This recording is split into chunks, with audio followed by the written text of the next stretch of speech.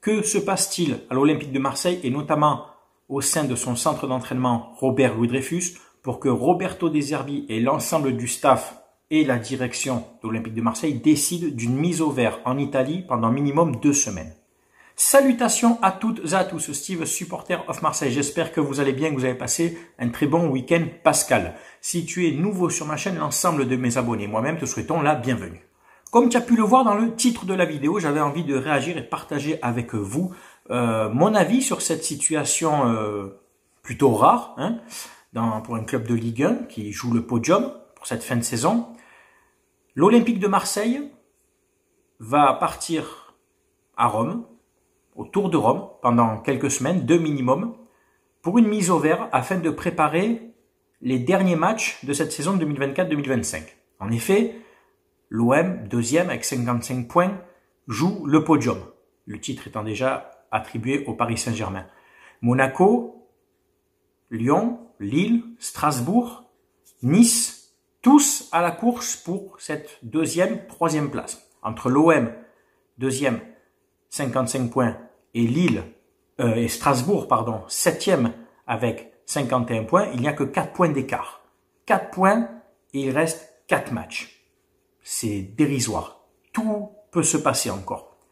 Strasbourg peut finir deuxième, comme Monaco peut finir septième, comme Marseille peut finir cinquième, etc., etc. Bien malin, celui qui dira qui sera sur le podium à la fin de la saison. Pour cela, Roberto De Zerbi a décidé avec sa direction de s'expatrier en Italie, donc à côté de Rome, pour une mise au vert de quelques semaines afin de préparer les matchs. Alors, pourquoi? C'est assez rare pour le souligner. Ce qui se passe au centre d'entraînement Robert Louis-Dreyfus, la commanderie, pour que De Zerbi veuille s'en extirper et préparer sereinement ses matchs. Moi, je pense, et je le dis depuis plusieurs années sur ma chaîne, l'OM est un club qui attise énormément de ferveur et de passion. On est là sur les réseaux, dans les stades, dans les tribunes, en déplacement, etc. À tout niveau, en fait, à tout niveau. L'OM, c'est passionnel, c'est démesuré par rapport à d'autres clubs. Certains ont du mal à le comprendre, mais ça se voit à travers, ne serait-ce, l'affluence dans les stades. L'OM ne fait pas forcément des bonnes saisons et les stades sont toujours pleins. À l'extérieur, à domicile, sur les réseaux. La team OM sur les réseaux, elle est exponentielle. Chaque année, il y a de plus en plus de personnes sur les réseaux, malgré que l'OM ne gagne rien. Tu vois ce que je veux dire? C'est vraiment un club qui génère énormément de passion et de ferveur. Imaginez donc si on jouait les titres chaque saison et qu'on remportait des trophées, Coupe de France, Ligue 1, etc. Je te laisse imaginer.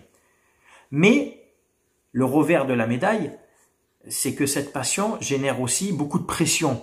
Je l'ai déjà souligné auprès des staffs, des joueurs notamment, et c'est ce qui peut quelquefois couper les jambes des joueurs, de certains joueurs qui ne sont pas prêts mentalement. La pression du public, la pression sur les réseaux, la pression dans les stades, la pression devant le centre d'entraînement, par exemple, où les joueurs sont souvent alpagués, tu sais, par un excès de passion de supporters, ça je peux le comprendre, mais qui peut être des fois pesant quand même. Ça reste des humains. Les joueurs de foot sont quand même des humains, d'accord? Et il y a aussi ce qui se passe que nous on voit pas en interne à la commanderie, d'accord, au centre Robert Louis-Dreyfus. Tout ce qui doit se passer, des bruits de couloir, des espèces d'accoutumance entre certains peut-être salariés de la commanderie et certains joueurs. J'ai entendu si, fais gaffe à ça, etc. Peut-être, je balance un peu là des pavés dans la marge, je balance un peu, je vide le sac, tu vois, comme ça. Il y a peut-être du vrai, il y a peut-être du faux dans ce que je dis.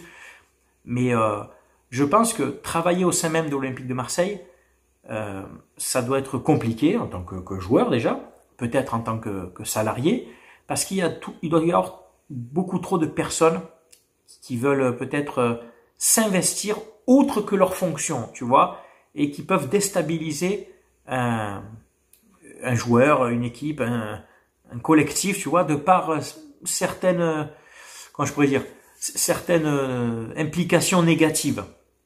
Donc, De Zerbi a dû l'analyser, a dû le voir, ça comme d'autres entraîneurs aussi, les entraîneurs qui restent pas aussi, peut-être à cause de cette espèce d'influence négative qu'il doit y avoir au sein même du centre d'entraînement, par peut-être certains salariés, de par certaines personnes qui gravitent autour du club parce que l'OM, c'est un club qui génère beaucoup de personnes autour, tu sais. Alors, les réseaux sociaux, moi j'en fais partie, tu vois. On a des fois le verbe haut, des fois on gueule quand ça va pas, mais on n'ira pas, tu vois, jusqu'à perturber un joueur devant chez lui, etc. Ou aller lui dire, ouais, tu dois faire ci, tu dois faire ça, c'est peut-être trop pour certains, tu vois. Et donc, De Zerbi, connaissant bien le football, ayant évolué en Italie notamment et connaissant les méthodes, a dû se dire, à situation exceptionnelle, mesure exceptionnelle. On va quitter le centre d'entraînement Robert-Louis Dreyfus, qui apparemment est anxiogène, serait anxiogène pour certains joueurs, empêcherait de bien travailler, tu vois, pour se mettre à l'écart, se mettre au vert, couper un peu aussi avec tous ces journalistes qui viennent gratter un peu, tu sais, qui viennent ramasser les miettes et qui ont besoin de l'OM pour vendre leur papier, leur torchon, papier ou sur les réseaux, tu sais, en dématérialisé, tu m'as compris. Parce que l'OM reste quand même le club en France qui fait le plus de clics. Tu vois ce que je veux dire? Hormis le PSG, bien sûr, aussi, qui génère beaucoup d'interactions. Mais l'OM, malgré qu'il ne gagne rien depuis plus de 10 ans, c'est le club qui génère le plus de passion, qui génère je te dis, le plus d'interactions, etc. Tu cliques sur l'OM, tout le temps dès que tu as une info OM, tu cliques dessus, le buzz autour de l'OM, etc. Parce qu'il y a une communauté énorme en France et dans le monde qui soutient ce club. Et donc, c'est un fonds de commerce pour les journalistes, pour les influenceurs, et même pour des influenceurs d'autres clubs qui ont besoin de parler de l'OM pour faire des vues, pour faire ça serait hypocrite de leur part de dire le contraire. Beaucoup d'influenceurs hors OM, je donne l'exemple, parlent de l'OM parce qu'ils savent que ça va faire du clic, ça va faire des vues. Pourquoi ils ne parlent pas de Lyon, de Monaco, de Lille, de Nice? Parce que l'interaction n'est pas assez importante. Je dis pas que tout le monde s'en fout, mais elle est vachement amoindrie. Tu vois ce que je veux dire? Demain, tu fais une vidéo sur la situation de Nice. Bon, tu m'as compris quoi, sur la situation de Lyon, vite fait et tout, mais l'OM fait vendre. L'OM fait vendre du papier, fait des clics, fait du buzz, il y a une communauté. Et les youtubeurs, influenceurs, tiktokers, tout ce que tu veux, hors OM, ont bien compris. Je le découvre sur TikTok, le nombre de personnes qui parlent de l'OM, mais qui ne sont pas supporters de l'OM. Vous avez besoin de l'OM pour vos pauvres existences sur les réseaux. Tu vois ce que je veux dire? Prends un youtubeur marseillais, RaFootball, Frankie Foot, moi ou d'autres, la Tribune Olympienne, le canal Olympien, JC. Est-ce qu'on parle non-stop des autres clubs? Très rarement on va parler de Lyon, du PSG, parce que ce sont nos rivaux les plus proches, tu vois, mais très rarement. On n'a pas besoin des autres clubs, nous, pour faire vivre nos chaînes, tu vois ce que je veux dire? Bref, ça c'était pour la parenthèse réseaux sociaux. Eh ben, dis-toi que pour les médias, c'est pareil, que ce soit l'équipe, RMC et d'autres, plus de 40%, 50% de leur actu foot, en Ligue 1, je parlais, en Ligue 1, tourne autour de l'OM. Tu enlèves l'OM dans le paysage médiatique, mais les audiences, elles chutent, tu vois. Tout ça, tous ces petits, tu vois, facteurs, les gens qui gravitent autour du club, les médias, influenceurs, supporters, ici et ça, les gens qui travaillent au sein de la commanderie, tout ça, ça doit être pesant au quotidien quand tu fais une saison de football. Il faut quand même tenir compte de tous ces paramètres qui peuvent générer de l'anxiété, qui peuvent générer des conflits, etc. Qu'il y a peut-être moins. Je dis pas qu'il y a moins dans d'autres clubs, où d'autres clubs peuvent travailler plus sereinement. Je dis pas qu'il n'y a pas, mais beaucoup moins. Cet excès de passion, cet excès d'engouement, de ferveur qui peut te pousser lors d'un match, qui te remplit les stades et tu vois l'OM Marseille 2 heures, 3 heures avant le match, devant le stade, c'est la fête, etc. Tu vois, ça a son côté aussi, alors je dirais pas peut-être négatif parce que ça serait péjoratif de dire ça et ça serait pas valorisant pour les supporters, mais un côté pesant, voilà, peut-être plus pesant pour les joueurs et les staffs, tu vois, une pression permanente, tu vois, tu travailles avec cette pression permanente, cette pression du résultat, mais en même temps tu le sais. En même temps, tu sais, quand tu viens à l'Olympique de Marseille, tu sais qu'il va y avoir des attentes au niveau national du moins. Déjà, les supporters, moi le premier, on veut des podiums chaque année, on exige des podiums chaque année parce que tu es l'Olympique de Marseille. Et puis, une petite Coupe de France de temps en temps, ça mangerait pas de pain, tu vois. Je te dis pas de jouer le titre chaque année parce que, qu'on le veuille ou non, les hypocrites diront non, mais le budget fait la différence. Ils diront que non, mais bon, bref. Le budget fait la différence. Parce que sinon, pourquoi une équipe qui avait un budget moyen de Ligue 1 n'était pas champion depuis 1994 et d'un coup tu donnes le budget du PIB du Yémen et tu ramènes une dizaine de titres. À un moment donné, il n'y a pas de, il n'y a pas de, comment dire, pas de coïncidence sans argument, tu m'as compris. L'argent fait que, faut arrêter l'hypocrisie, Bref, je n'enlève pas que l'OM, comme d'autres clubs de Ligue 1, parce qu'on dirait que c'est que l'OM, tu sais, il y a que l'OM qui perd contre des équipes plus faibles en Ligue 1, Monaco, Lyon, Lille. On fait tous, pour moi, une saison plutôt moyenne médiocre. Pas moyenne bonne, moyenne basse, tu vois.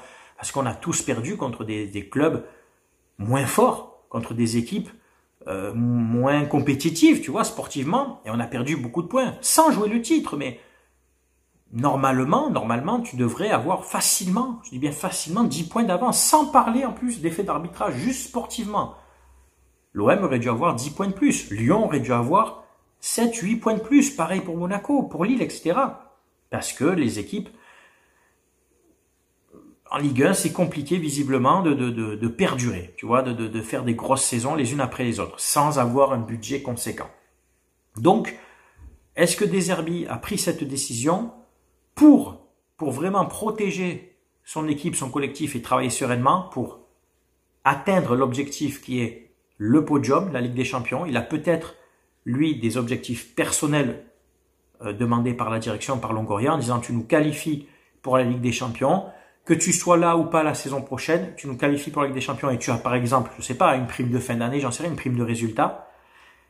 Lui, je vais te dire, je pense qu'il a plutôt l'envie de qualifier l'OM pour la Ligue des Champions, pour la jouer. C'est un compétiteur, De Zerbi, il a envie de la jouer, la Ligue des Champions, avec l'OM ou une autre équipe.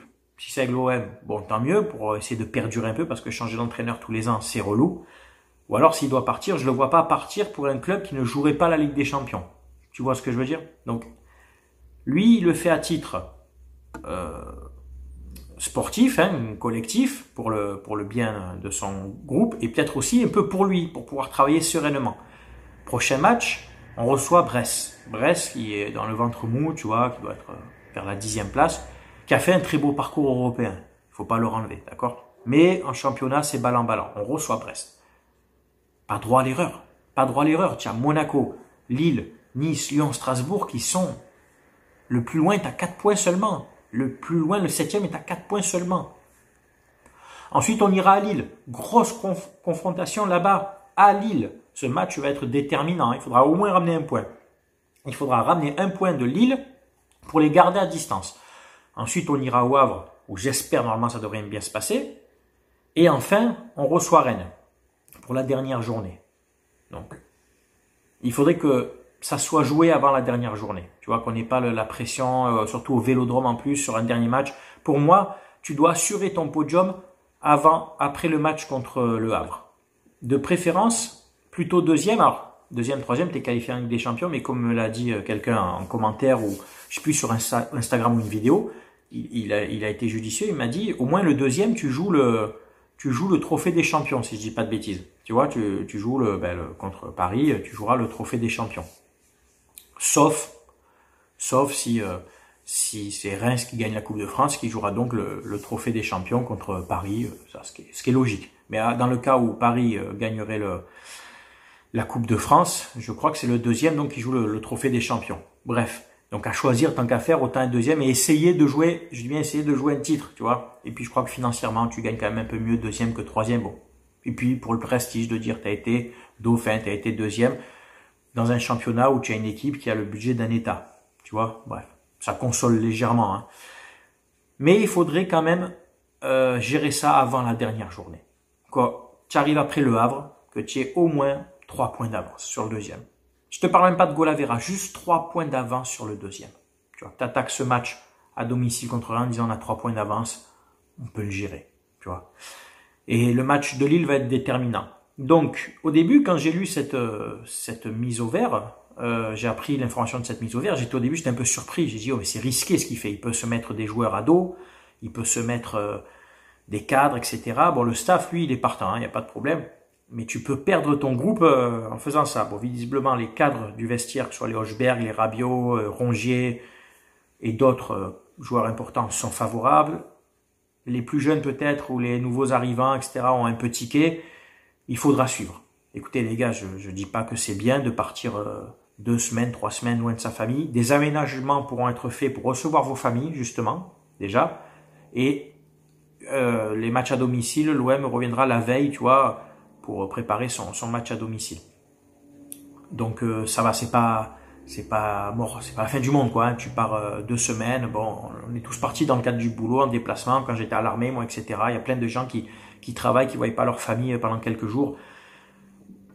Au prix où tu es payé, je pense que tu peux faire cet effort. Voilà, tu n'es pas au SMIC, tu bosses pas à l'usine. Je pense qu'au salaire où vous êtes payé, vous pouvez faire cet effort pendant 2-3 semaines pour assurer le podium en fin de saison. Messieurs les joueurs, si le boulot avait été fait avant, eh ben on n'en serait pas là. Peut-être que si tu étais sûr d'être deuxième, il n'y aurait pas de mise au vert. C'est clair et net. On finirait la saison limite en roue libre. Tu vois, il reste 4 matchs, tu es sûr d'être deuxième.